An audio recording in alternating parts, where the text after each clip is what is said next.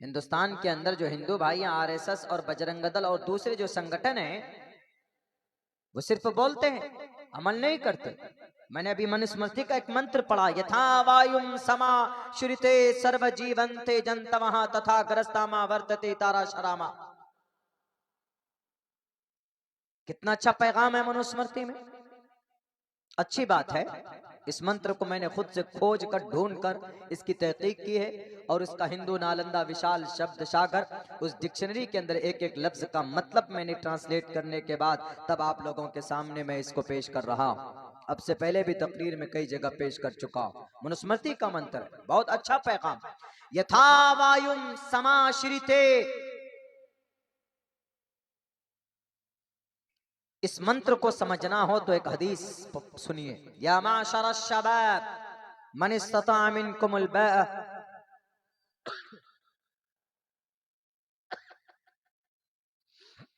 या माशर शबाब मन इस्तता मिनकुमुल बाअ फल्यतज़व्वज फ़इन्नहु अग़ज़्ज़ु लिलबसर व अहसनु लिलफ़रज व मन लम यस्तति फ़अलैहि बिस्सौम फ़इन्नहु लहु विजाउन रवाहुल बुखारी व मुस्लिम। अल्लाह के नबी की हदीस है।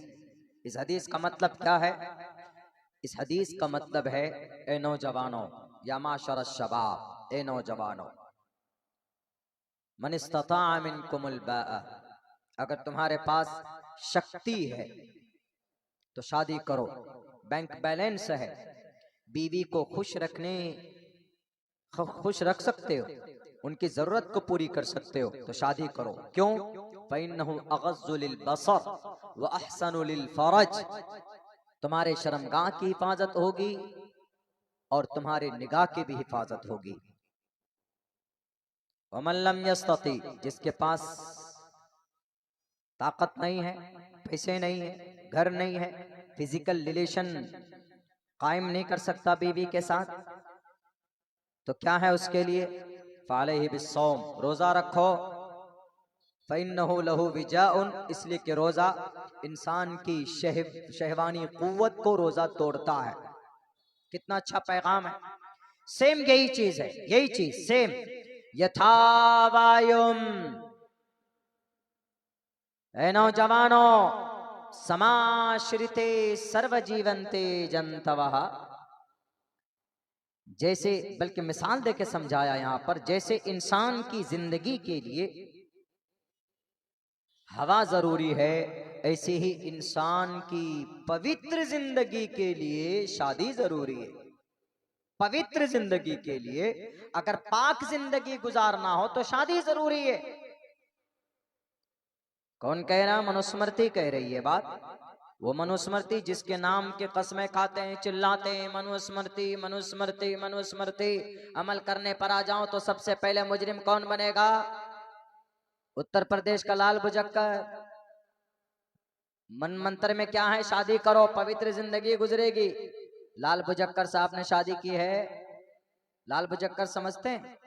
उत्तर प्रदेश के लाल बुजक्कर साहब, वहां के सीएम साहब, शादी की नहीं की। मनुस्मृति क्या कह रहा है? मनुस्मृति कह रहा है, यथा वायुम समाश्रिते सर्व जीवंते जंतमा तथा ग्रस्तामा वर्तते इतारा शरामा। पवित्र जिंदगी चाहते हो तो ब्याह करो, शादी करो, बीवी जरूरी है। और उसने तो शादी नहीं की, ब्रह्मचारी बना हुआ। तो इसका मतलब है कि शादी जरूरी है पवित्र जिंदगी के लिए। आज अगर कोई ये दावा करता है कि मैं शादी के बगैर पवित्र जिंदगी गुजारूंगा, मुमकिन नहीं है। आज के जमाने में, आज इस टेक्नोलॉजी के जमाने में, सोशल मीडिया के जमाने में पॉसिबल नहीं है। अगर कोई ये दावा करता है कि मैंने फैसला ले लिया है, I will not get married, मैं कभी भी अपनी जिंदगी में शादी नहीं करूंगा, और फिर वो पाकीज़ा जिंदगी गुजार ले, पॉसिबल नहीं है। कहीं ना कहीं वो नाजायज संबंध किसी से जोड़ कर रखेगा, तभी वो इंसान अपनी ख्वाहिश के ऊपर कंट्रोल कर सकता है। नहीं, ये बात मानी जाएगी। कहा गया कि जैसे इंसान की पवित्र जिंदगी अगर किसी को गुजारना हो तो उसके लिए जरूरी है कि वह शादी करे, ब्याह करे, क्योंकि शादी ही एक ऐसा जरिया है कि जिससे नस्ल बढ़ाई जा सकती है। यानी शादी होगी तो बच्चे होंगे, बच्चे होंगे तो उनसे नस्ल बढ़ेगी। बिना शादी के नस्ल नहीं बढ़ सकती। अगर कोई मुसलमान, कोई कलमा पढ़ने वाला या दुनिया का कोई इंसान, शरीयत तो मुसलमानों से है मुखातब, अगर कोई मुसलमान अगर बिना निकाह के किसी औरत के साथ संबंध बनाता है, यानी नाजायज और हराम तरीके पर उनसे फिजिकल रिलेशन बनाता है, उससे कोई बच्चा पैदा होता है तो उससे नस्ल साबित नहीं होगी, नसब साबित नहीं कर सकते।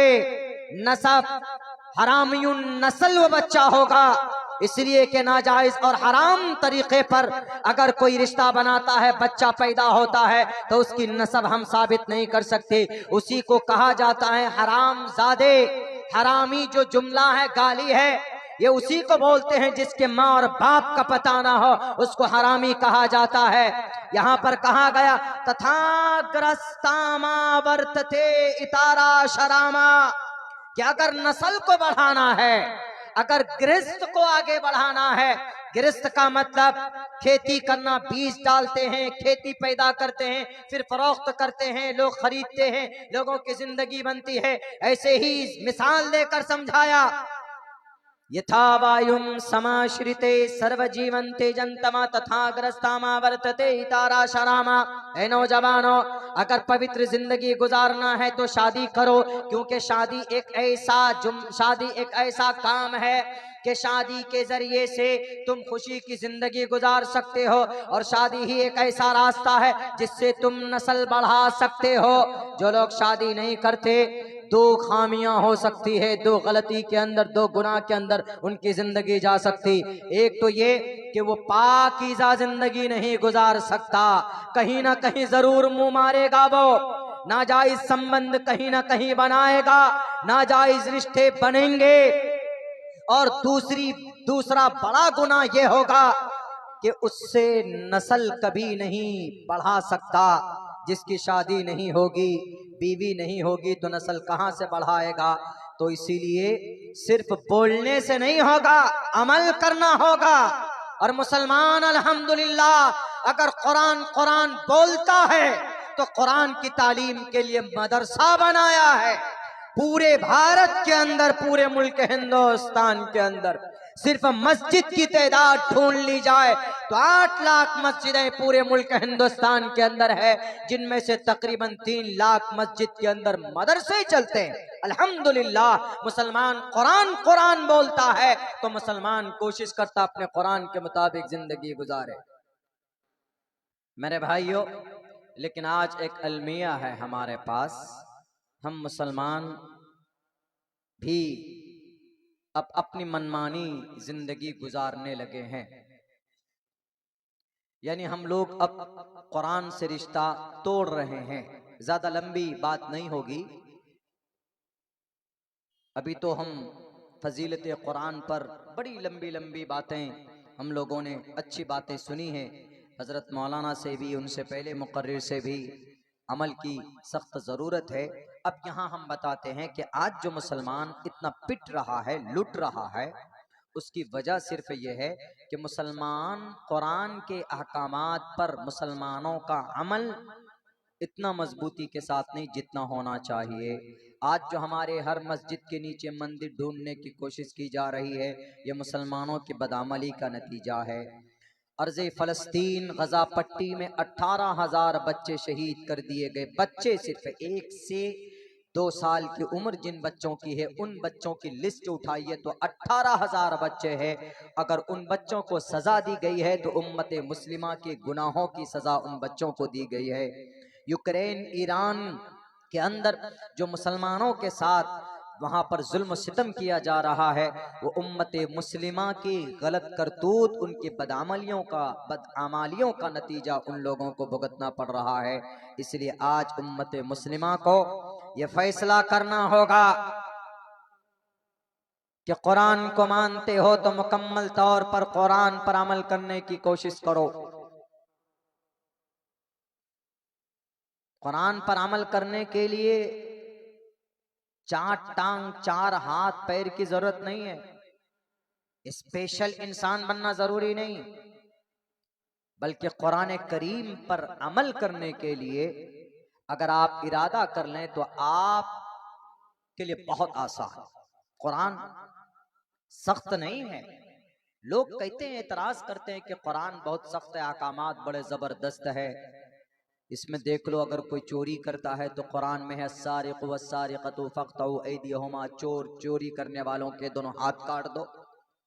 देखिए कुरान में है अज़्ज़ानियतु वज़्ज़ानी फ़ज्लिदू कुल्ल वाहिदिम मिनहुमा, जिना करने वालों के लिए क्या सजा है। देखिए, अरे पत्थर से मारने का ऑर्डर है शरीयत में, और कुरान में तो कहा क्या कि कोड़े बरसाओ। कैसे? वो भी चमड़े के कोड़े। ये तो बिल्कुल सख्ती है। ऐसा नहीं है। कुरान इन सजाओं को, ये सजा बाद में देता है, उससे पहले बचने का पहले कुरान ने रास्ता बताया। मिसाल के तौर पर आपको यहां से किशनगंज जाना हो, बीच रास्ते में कोई खतरनाक जगह है, कोई अजनबी आया आकर आपसे पूछा कि किशनगंज जाना चाहता हूँ, ये रास्ता ठीक है? आपने कहा कि इस रास्ते से मत जाइए, ऐसे घूम कर जाइए, इसलिए कि रास्ते में आगे शेर बैठा हुआ है। आपकी जिम्मेदारी थी बताने की, आपने बता दिया। लेकिन उस आदमी ने कहा, अरे नहीं, करीब तो है, करीब ही है रास्ता, आप क्यों मुझे घुमा के बता रहे हैं? आपको मालूम था कि वहां खूनखार शेर है, लेकिन तब आपने बताया, आपकी बातों पर अमल करता तो जान बच जाती, नहीं बची। जब वो गया, कुछ देर जाने के बाद शेर ने हमला किया उस पर, और फिर वो आपसे चीख रहा है, चिल्ला रहा है कि बचाओ, मेरी जान बचाओ, शेर ने हमला कर दिया। तो आप क्या कहेंगे? अरे तुमको पहले तो बताया था ना कम वक्त, ठीक है मरो तुम, तुम्हारे मुकद्दर में मौत लिखी भी, मरो। तो कुरान पहले बताता है, बचाता है। कुरान पहले बचाता है कि चोरी मत करो। कुरान पहले चोरी क्यों करता आदमी? अभी कल जिस जलसे में थे हम लोग, उस जलसे में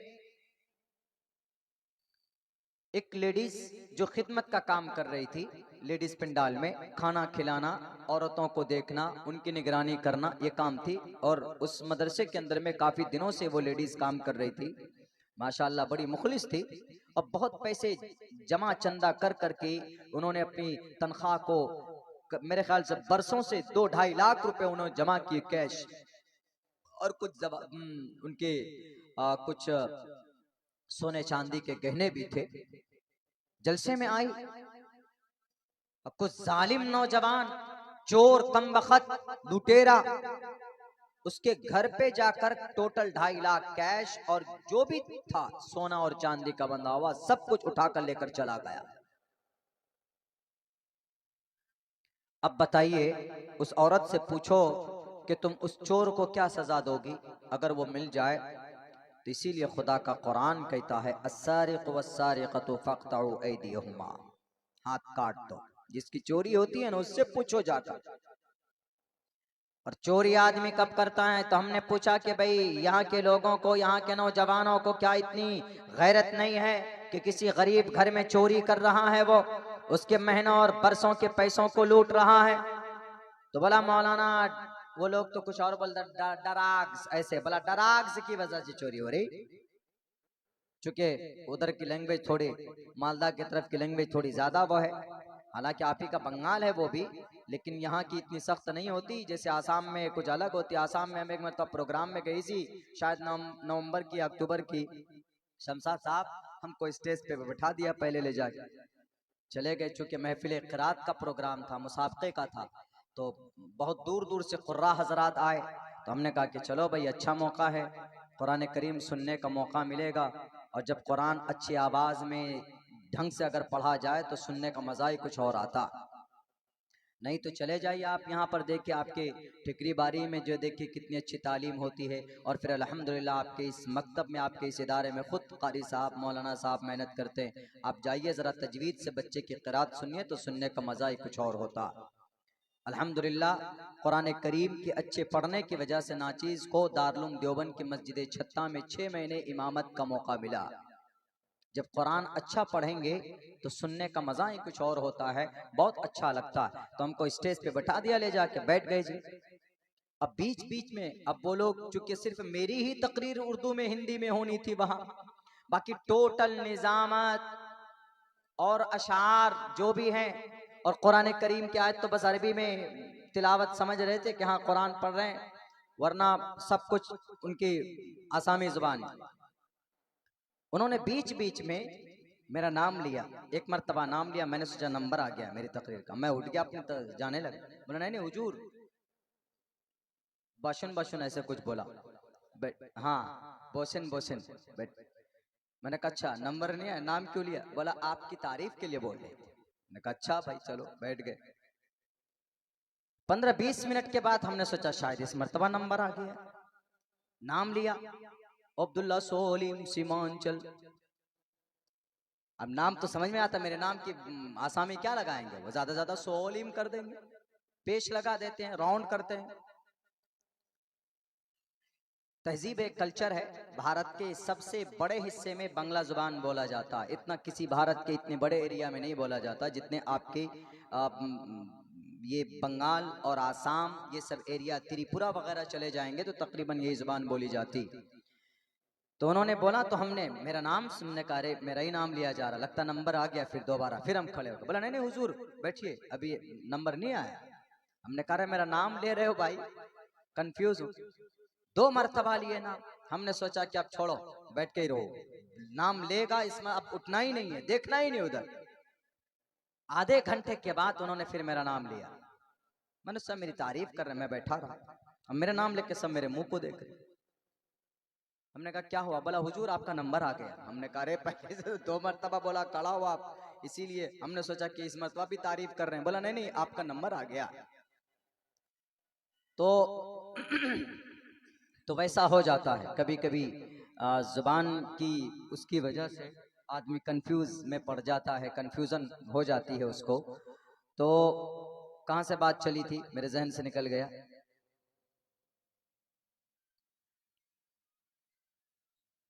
किसकी? चोरी की। हाँ चोरी के बारे में उन्होंने, हाँ तो उन्होंने बोला ड्रग्स, मौलाना ड्रग्स की वजह से इसी चोरी। हमने कहा ड्रग्स क्या? बोले ये जो नौजवान है, बोला ड्रग्स मतलब ड्रग्स, हाँ ड्रग जो होता है, जो जिससे नशा होता है, जो पाउडर होता है एक किस्म का, बड़ी कीमती होती। तो उन्होंने कहा कि मौलाना उसकी वजह से यहाँ के नौजवान आजकल किसी की साइकिल चोरी कर लेते हैं, अगर कोई मोटरसाइकिल कहीं पर लॉक है तो उसकी टायर निकाल लेते हैं, उसकी पहिया निकाल लेते हैं। मोटरसाइकिल है बाकी पहिया गायब है, किसी की गाड़ी कहीं पर ट्रैक्टर करे तो बैटरी गायब है, बैटरा गायब है। इस तरह का हो रहा है मामला, ये ड्रग्स की वजह से। हमने कहा कि अच्छा, यानी उनके पास पैसे नहीं होते, वो गरीब होते हैं, नालायक। तो इस गुर्बत को दूर करने के लिए अल्लाह ने कुरान में पहले ज़ाब्ता बयान किया। क्या कहा? अकीमुस्सलात व आतुज़्ज़कात। जब गुर्बत होती है तो चोरी की शुरुआत वहां से होती है। जब कौम और समाज के गरीब तक, समाज के मालदार आदमी का पैसा नहीं पहुंचता है तो वो चोरी शुरू करने लगता है। तो इसीलिए अल्लाह ने पहले ज़ाब्ता बयान किया कि ज़कात हर एक आदमी को निकालना चाहिए जो साहिब निसाब है, और जब ज़कात निकाल कर वो ज़कात गरीबा तक पहुंचेगी तो फिर चोरी नहीं करेगा बच्चा। और अगर अब भी कोई चोरी करता है ज़कात के माल पहुंचने के बाद, इसका मतलब है कि वह शौक से करता है, इसका मतलब है कि वह अपने अय्याशी के लिए करता है। तब खुदा का कुरान कहता है कि अब कोई माफी नहीं होगी, अब उठाओ इसके हाथ को पकड़ो और काट डालो। और इसी तरह जिना के लिए है, अल्लाह ने जानी को पहले नहीं कहा कि जहां पर भी कोई जानी मिलता है, कोई जिना करने वाला मर्द या औरत, उसके ऊपर कोड़े बरसाओ, ऐसा नहीं है। पहले जिना से बचने का, अपने आप की हिफाजत का तरीका अल्लाह ने कुरान में बयान किया है। अल्लाह ने पहले कहा है कि जिना के करीब मत जाओ, वला तक़रबुज़ जिना इन्नहु काना फाहिशा, ये गंदी चीज है, ये खराब चीज है, जिना के करीब मत जाओ। अल्लाह पहले बचाता है, उससे पहले अल्लाह ने खुसूसन औरतों को ताकीद के साथ 7 आयतों में कहा है कि औरतों, समाज की बेटियों, अपने चेहरे को मत खोलो, बिना पर्दे के मार्केट में बाजार में मत जाओ। वक़र्न फी बुयूतिकुन्न वला तबर्रजन तबर्रुजल जाहिलियतिल ऊला, तुम मार्केट मत जाओ, घरों के अंदर रहो।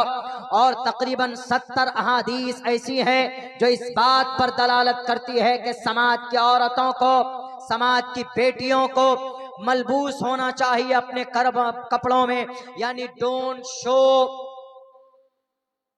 Your beauty and ornament in front of the stranger person. अजनबी के सामने अपने चेहरे को मत खोलना, अजनबी के सामने अपने बालों को मत खोलना, अजनबी के सामने तुम्हारी शक्ल नहीं खुलनी चाहिए। अल्लाह तबारक व ताला ने कुरान करीम के अंदर जिना से पहले बचने का रास्ता बताया, तमाम रास्तों को बंद किया।